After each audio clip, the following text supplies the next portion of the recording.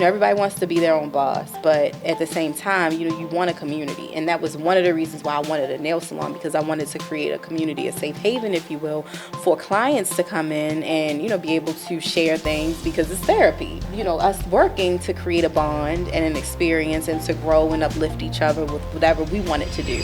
Welcome to the Brand Hustlers Podcast, where innovation meets ambition and stories of success inspire the next generation of business leaders. Each episode, we dive into the journeys of those who hustle, those who make their dreams a reality, and those who are shaping the future of business. Whether an aspiring entrepreneur, a seasoned business owner, or simply a dreamer with a vision, you're in the right place. So get ready to ignite your passion, learn from the best, and transform your ideas into action. This is where your brand story begins. Welcome, Brand Hustlers.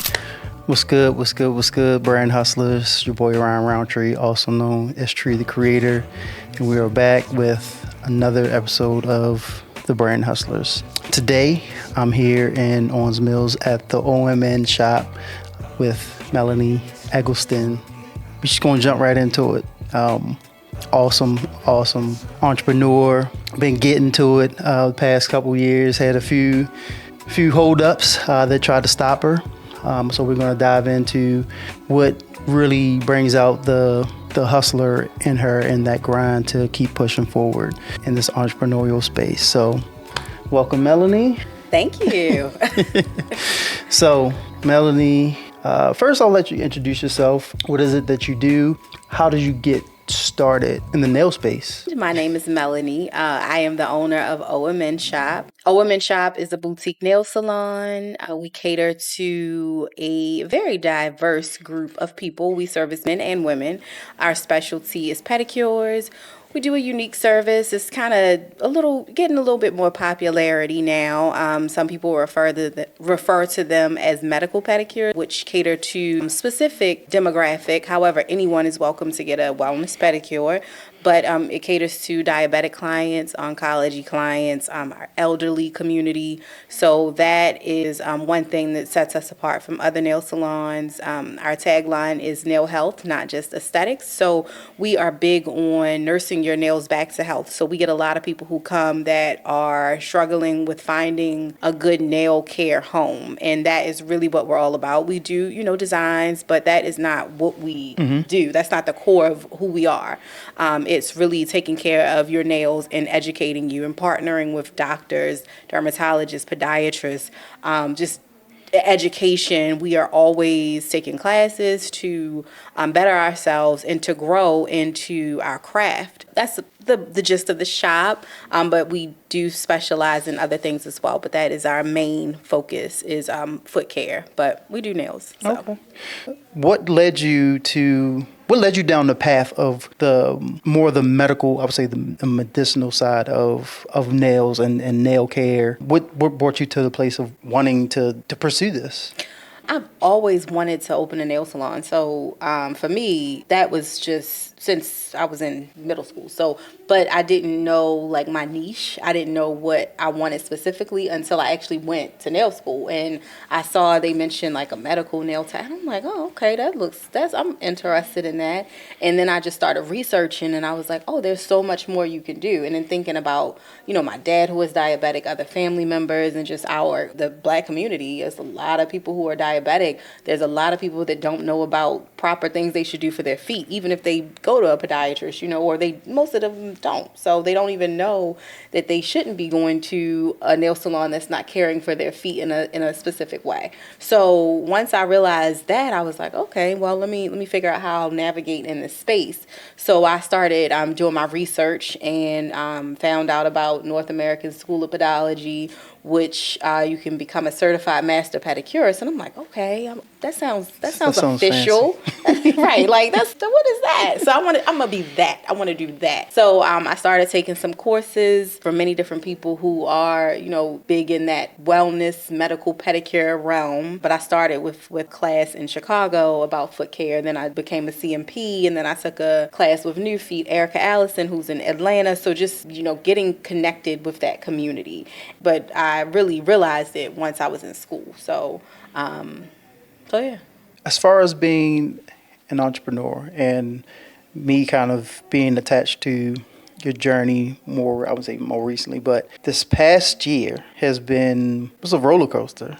And Yes. from, I would say, outside looking in, what pushed you to continue? I even knowing for myself, like there were a lot of setbacks, a lot of hurdles that ultimately would make a lot of people quit.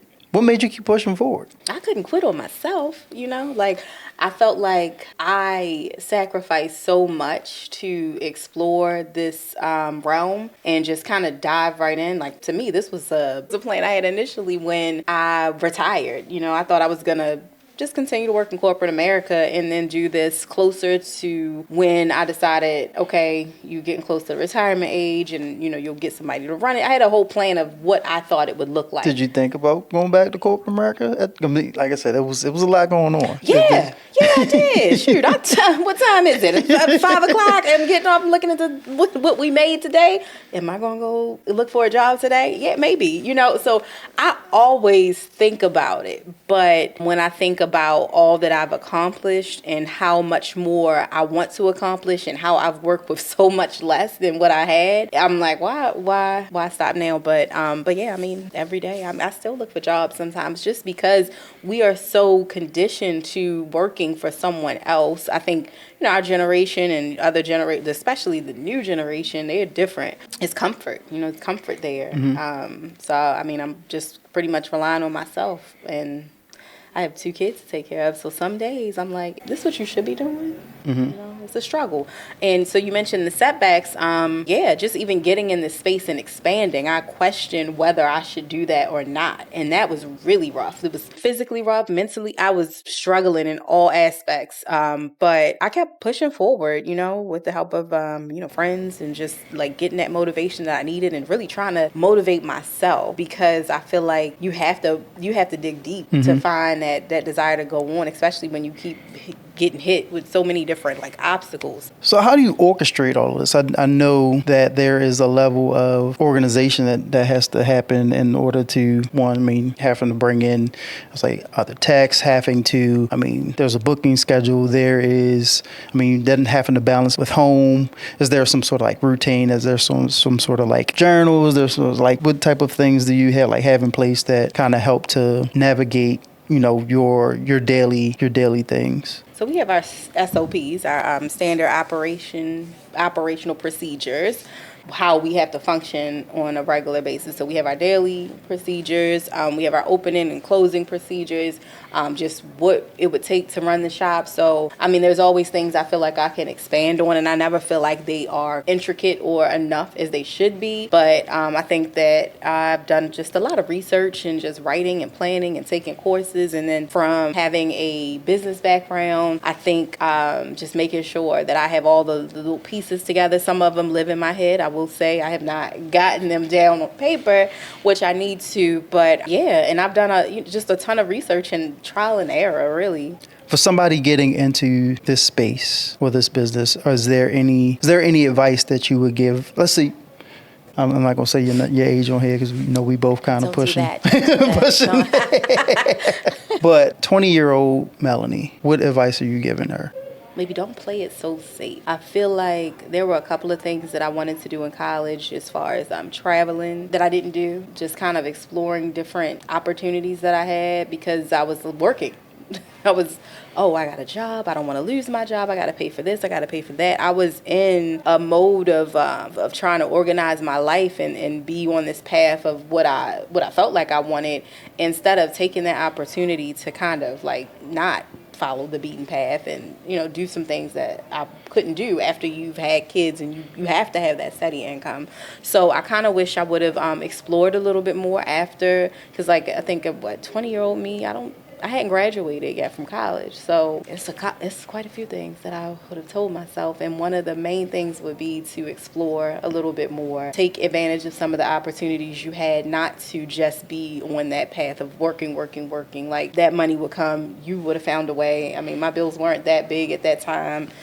I could have asked my parents to help, so I had resources, but I played it a little safe. What do you think made put your mindset in that place at that time? I feel like I always just felt like you needed money. You needed money. So when I found good jobs, it was like, no, you hold on to that job. And I think parents, it wasn't like that good government job as people say, but it was a really good job for a college student. I had a lot of freedom with the job. I had two, actually. And I didn't want to lose it. And I felt like if I, left, and because there was a couple of things I wanted to do, even during the summer, I worked. I always worked. And I just always felt like that was what I was supposed to do. What would you attribute your entrepreneurial, I would say, hustle to? What would you say that stemmed from, like, mainly, if you can narrow down to one or two things? If it was like a specific experience, or I don't know. I mean, my dad, I know he worked. He had a good government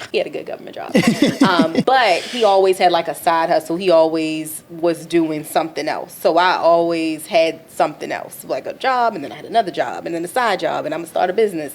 So, I mean, I guess maybe it was from him, perhaps. I'm not sure. But I just always knew I wanted to be an entrepreneur. I always was like, oh, I'm gonna, do this little business, or I'm gonna have this, or a nonprofit, or I always just had that in me to do something for myself. Gotcha. So we're here in Owings Mills, Maryland.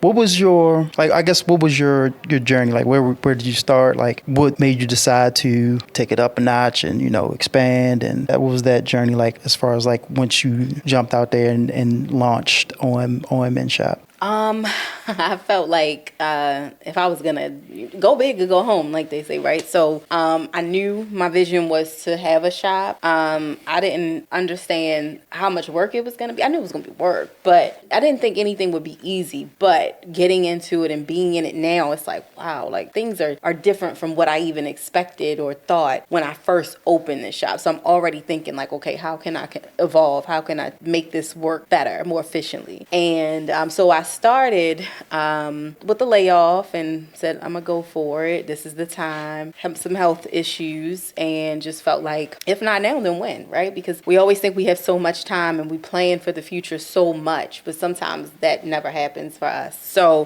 for me, I decided that I wanted to take that chance, that opportunity, and I just felt like it was my time to do so. So I just made that leap and, left the company I had been working for since college and went to nail school. Did it at night. I just, had a baby not that long ago. And so I also felt like that was the only time I would ever get a chance to be like a stay-at-home mom, I didn't get that opportunity with my first daughter and was like, this would be nice to kind of connect with her in a different level, not having to worry about going to, work. Yeah, just dive right in. As soon as I, got my certificate, hey, I'm here, I'm ready. So I worked at a male grooming nail salon because at first I was like, maybe that's where I want to go. That's what I want to do, focus on men because men really need it and they don't do it. So I started there. I knew I wanted to work with natural nails. I knew I didn't want to do acrylics. So I was like, okay, let's do that. And then in addition to that, I started with getting my suite. It's like, I'm going to get a suite. I was working, I think I worked Thanksgiving one time. I was open. I was ready. I was like, I'm going to work however, whenever. If somebody wants to come get their feet done, their nails done, we're going to figure it out. And I made a lot of mistakes. Oh, so much so. I'm sorry for anyone I messed your toes up, your nails up, anything. Nothing real bad. But I, definitely had some. Definitely had some experience. It's like the gel not dry. This, just little stuff that you just learn, right? You have to make mistakes to learn and grow. But one mistake I really made that I wish there were more salons like this that were open to new people coming in, because you want to make that mistake with the community, and it wasn't really that way. It didn't really happen that way for me. Like at the grooming salon, they didn't paint nails, so it was different. So I kind of had to make those mistakes on my own. But after working there and seeing their operation and setup, I knew I wanted to, work with women and men. So COVID happened. So that was the biggest thing. And I'm like, why did I get into this field? What am I thinking? Because I always wanted to work from home in corporate, right? And they start working from home. I was like, oh my God, man. The whole time. If they let me work from home, I probably would have never left the company. And that's why I didn't line up for you like that. I know. Because I was asking. I'm like, can I work from home? I had some health issues. They could care less. They were like, no, our company isn't built that way. Because of what you built that way do, now. because of what y'all do, and because of this and who our clients are. COVID came everybody home. None of that mattered. It was And even all to out this the day, window. they probably still Exactly. at least They are. 50 to 56%. Yes, exactly. So, so anyway, so I was struggling with that with COVID. I'm like, okay, I can't even work. So I was really questioning then, like, if this was the right thing to do. So I ended up switching my suite, which was like, why are you even doing that? But I felt like that was a good decision. I moved to a suite like right around the corner from here. And when it was time to go back, I think I took like an extra 2 weeks. I was nervous. But when I went back, my business really grew. I was definitely utilizing social media platforms during the pandemic to really like push myself and align with other nail techs and really like figure out what it was that I wanted to do. So that was helpful. And so I gained, some traction there. So I got some people coming in. Plus people were scared. They didn't want to go to a nail salon. They wanted one-on-one service. People wanted to support, Black businesses. So I definitely saw an uptick in clientele during that time. I think before I switched suites, my brother had came because he was like, oh, you doing nails? I didn't know that, and so I remember he was like, yeah, you should get your salon. You should do it. And I'm like, yeah, but how? So that was always a big question. Right, like how does that happen? So I just started looking at places. One of my girlfriends, she's a realtor, she took me out to a spot and they were saying something crazy. And I'm like, they want me to do what? With what? With how? No. So I was like, well, I'll let you know, girl, when I'm ready, because I don't want to waste your time going out. Because I was like, I don't have what they're asking for. I'm like, we done been through a pandemic. I done been off work for a minute. I didn't have that kind of money, and I didn't know where to get it from, how. I was just like, that's not gonna work. So I kind of was thinking like, I don't think it's gonna happen. But I still was like looking. So I was scouting like places that I could go, because I was looking out Howard County at the time, because I wanted to go back out there, because I was like, well, Owens Mills has plenty of Black owned businesses, Black nail salons. Like, why would I go where and I felt like it was oversaturated, right? But it's nail salons everywhere. I wasn't even. I just was tripping, but I knew most of my clients were out here, so I was like, okay. I started just looking and just driving and just looking in areas, and that's kind of how I did when I was thinking about moving to a place, relocating. So I said, well, let's do the same thing. So I just started looking, looked at a place up the street from here and thought that was it.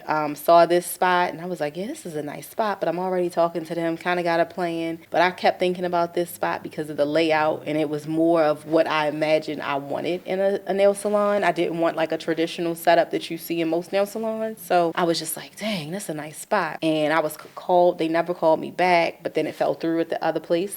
And I was, I think I was out of town, and they called and I was like, yeah, I want to see it. I'm interested. So, came back, took a look, and then we just started negotiating from there. My brother definitely played a role in helping me to obtain this location. So definitely, have to thank him for that, because that was very helpful. But yes, I just kind of grinded it out. And then I'm like, okay, yeah, we all set, signed everything, signed, sealed, delivered. One of my, I had people be coming through. I had a good friend, her and her husband helped out. Like, I really, just community and people really believing in me and pouring into me. So I definitely, am very appreciative for that, because some of those things were the reason why I'm here. So got everything signed, and we had a date set to move in. I think it was May of 2001. Wait, what are we in?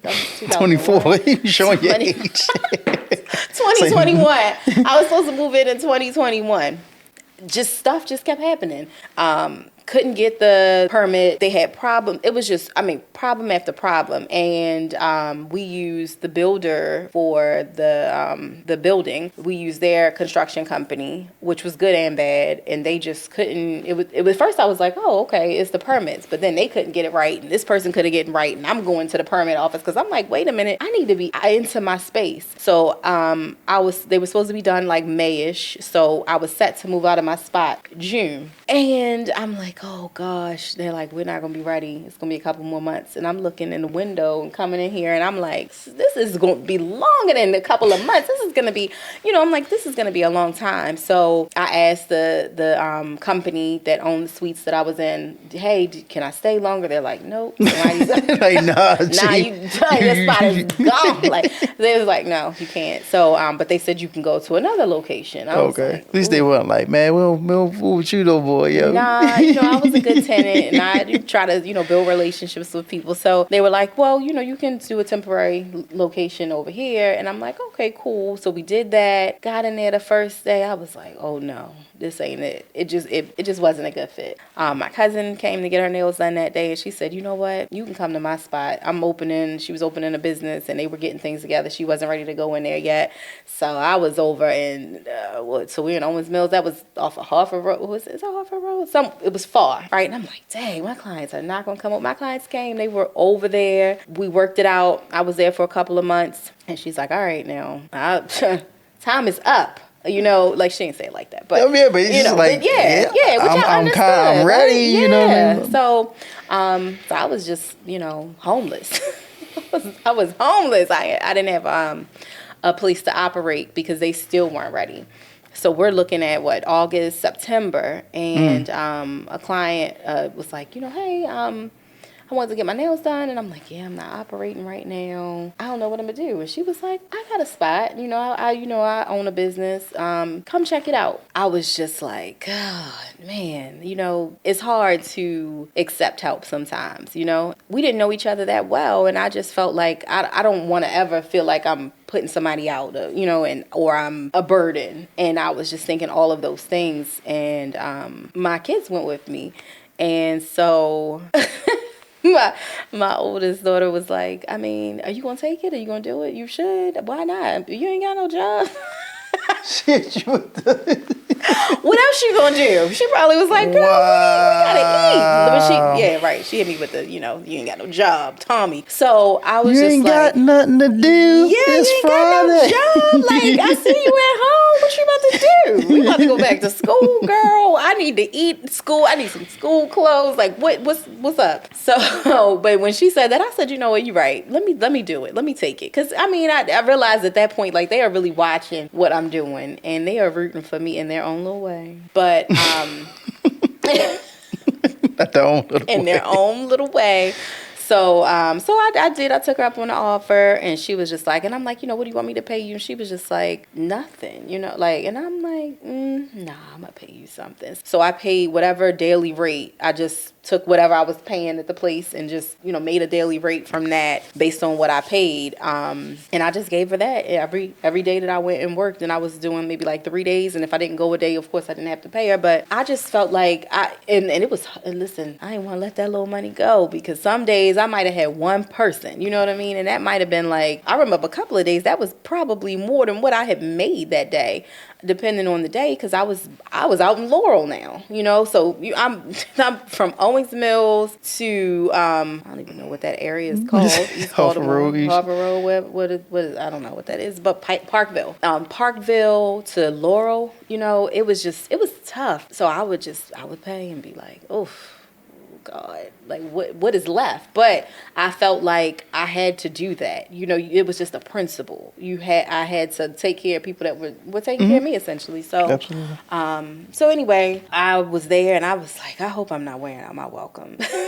Because I was supposed to only be there a couple of months, and I was there from September. I didn't move in here until 2022, and it was like May. And I mean, when they told me I could move in, I think she probably was like, she cleared out quick. I got all that stuff. I got my kid. Come on. So I think I took would travel from out there here, bringing my stuff back and forth. Just like, okay. And I was operating I think the next day. They said, you good? I'm like, great. Stuff was everywhere. I told my clients, we are under construction, but we are open for business. It was a soft opening. I was just accepting the clients that I already had. I wasn't really accepting any new clients. And I gained quite a few clients being in Laurel too. I had clients driving from Owens Mills to Laurel that had never met met me, and they still come to me to this day. We've become friends, and it's amazing. It really, really, really is. It really is. It's truly a blessing. It's definitely not luck. So it was a whole year before you got into the space. A whole year. Can you believe it? I was like, oh, they coming for me. And I was throwing every conspiracy theory out there I could think of. I was calling people, asking for favors.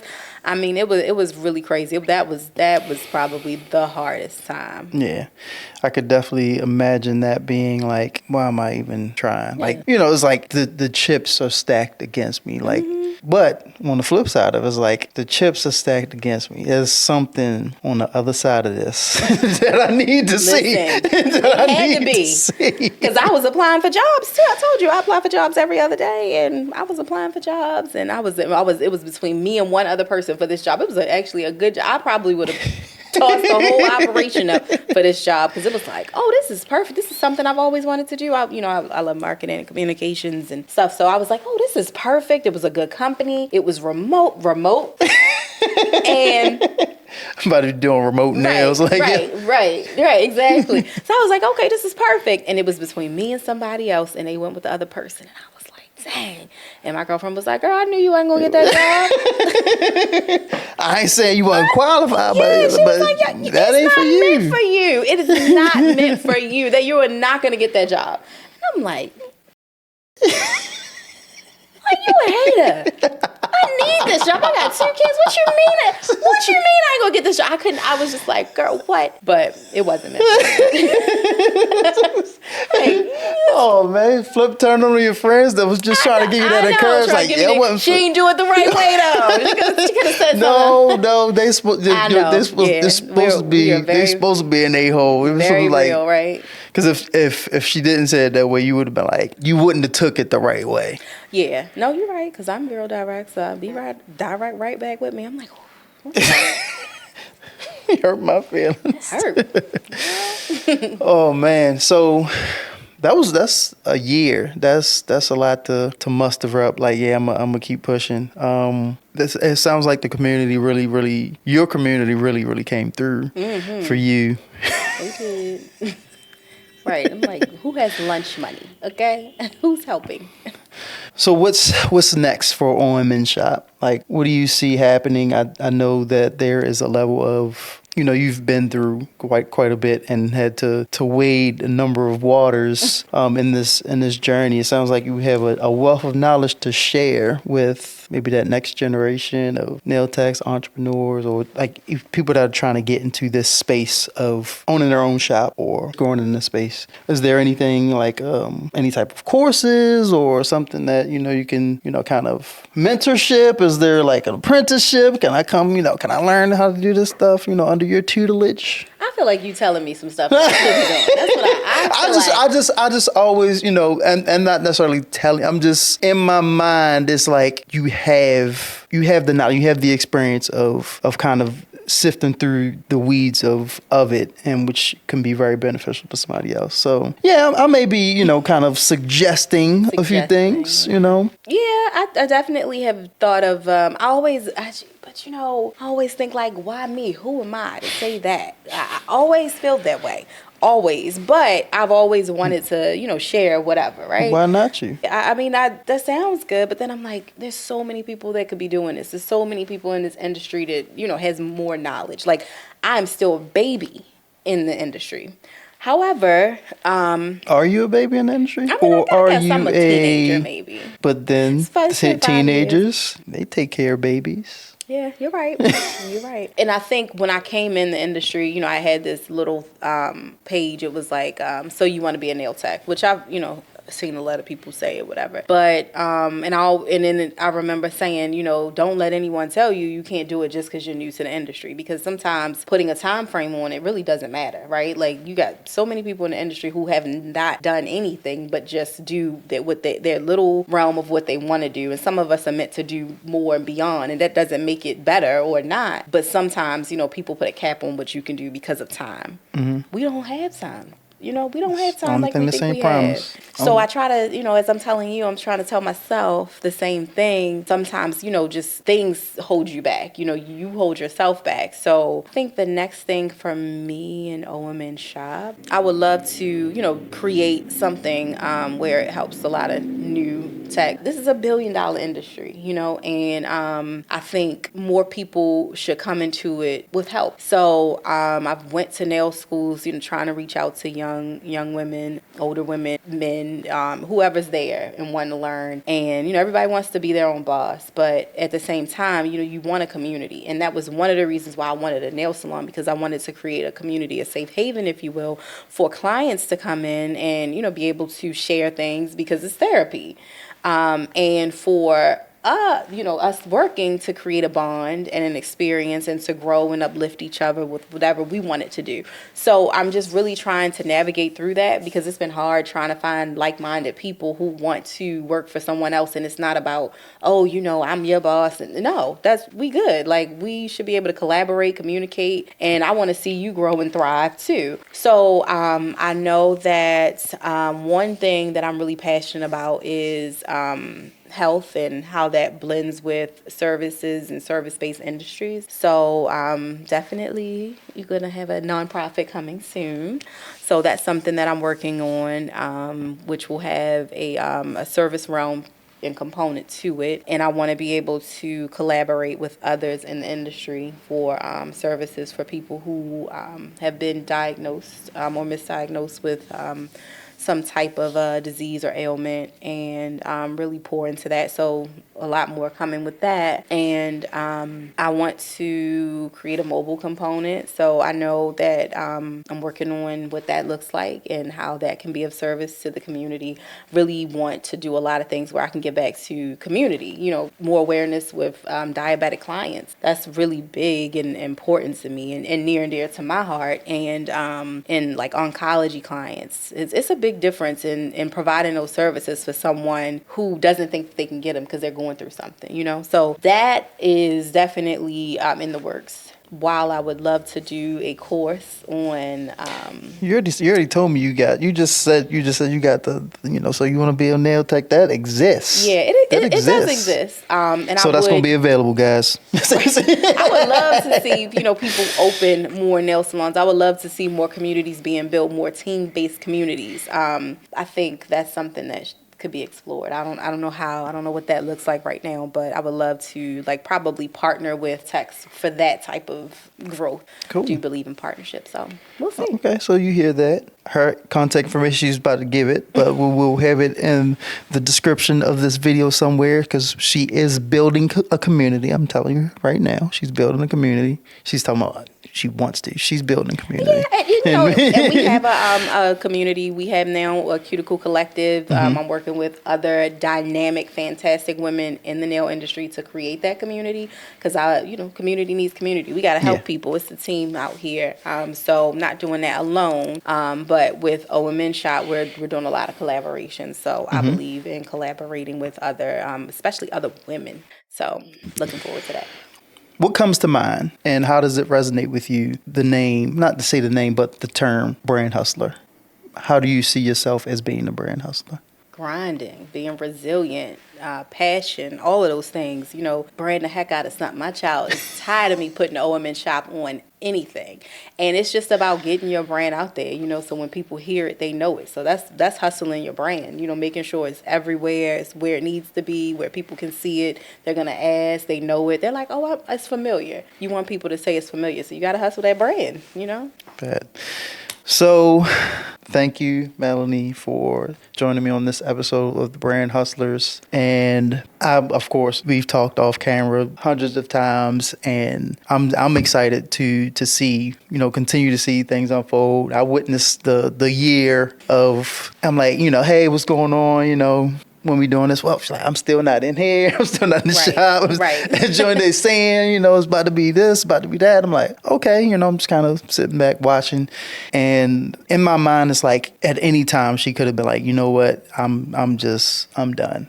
But I'm so proud to kind of see it to come to fruition and for it to continue to grow. There's a number of things we didn't talk about. I'm actually going to let those things launch, and that'll be coming very, very soon. Wait, but anyways, yeah. How can people get in contact with you? What are your social media tags, website, and where can people find you? You can find me on my website is www.omenshop.com. We are on Facebook under Omen Shop. Instagram, Omen Shop. TikTok, I don't post that much on TikTok. I'm working on it. That's just not, but TikTok, we're under Omen Shop as well. So you can find us on those social media pages, locations. Well, again, thank you, Melanie, for today's episode. Thank you. And giving people insight as to staying tough and resilient and pushing forward through any type of hurdles and that may pop up and try to deter you from reaching the goals in which you've set out to achieve. So appreciate that. So again, it's your boy Ryan Roundtree, also known as Tree the Creator. Be sure to continue to be extraordinary, my folks, and hustle those brands. It's your boy Ryan Roundtree, also known as Tree the Creator.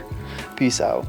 You've been tuning in to the Brand Hustlers Podcast, the sanctuary for ambition, innovation, and the relentless spirit of entrepreneurship. We hope today's journey has fueled your passion, sparked your curiosity, and given you the insights you need to take your brand to new heights. Remember, every big achievement starts with a dream and the courage to hustle for it. Don't miss our next episode where we uncover more stories, strategies, and insights from the world of business. Until then, keep hustling, stay inspired, and turn your vision into victory. Thank you for listening, and remember, your brand's legacy starts right now.